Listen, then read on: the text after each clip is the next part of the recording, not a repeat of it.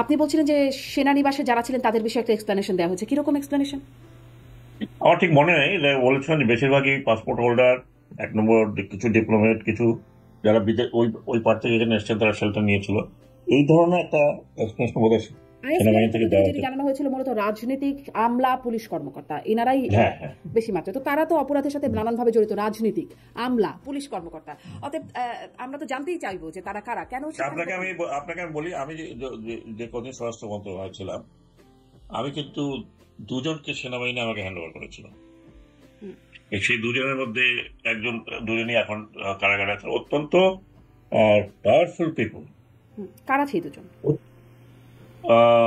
ল minister একজন, আরেকজন আপনার যে উপদেষ্টা ছিলেন সালমান এফ রহমান।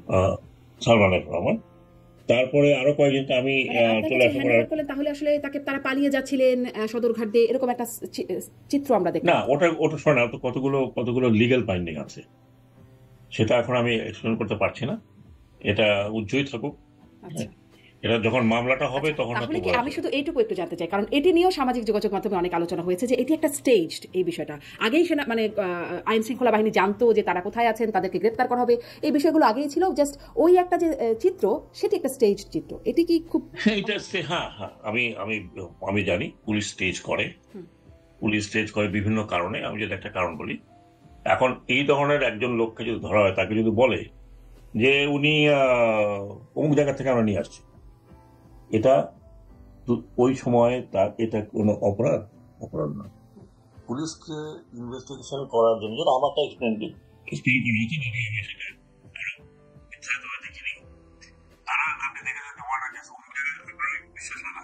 একটা লোক ছিল রাজশাহীতে, তাকে বলে ঢাকা মার্ডার করেছে। তার কারণ হচ্ছে so that the gentleman is not bailed. কারণ বাকি যে কোনো চার্জ আপনি নেবেন অল আর বেলেবল অফেন্স। তো সেই বেলেবল অফেন্সটা যাতে, আমার যেটা মনে হয় পুলিশের, আমি একটা এক্সপ্লেনেশন করেছি, কাজে সেই জায়গাটাতে আমার মনে হয় যে পুলিশ হয়তো এই কারণে স্টেজটা করা উচিত নয়, কিন্তু কিছু কিছু টেকনিক্যাল কারণে হয়তো তারা এই ধরনের একটা স্টেজ করে থাকে। সো দ্যাট আপনিও জানেন আমিও জানি, কিন্তু আমাদের পুরো সিস্টেমটা এরকম।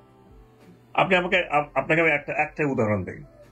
এই যে কিছু কিছু জায়গায় বেশ অনেকদিন এখন একটু কমেছে, এই যে আপনার শ্রম একটা সমস্যা, বিশেষ করে ঢাকা গাজীপুর এলাকাতে এবং আশুলিয়া এলাকাতে, এদের কিছু কিছু যারা উস্কানিদাতা ছিল তাদেরকে ধরা হলো, তাদেরকে রাত বিরতি ধরে তাকে ধরা হলো, তাকে দেওয়া হলো, মামলা দেওয়া হলো, 7 দিনের মধ্যে বেল নিয়ে চলে আসলো। তার কারণ তার কাছে সবই কিছু বেলেবল অফেন্স,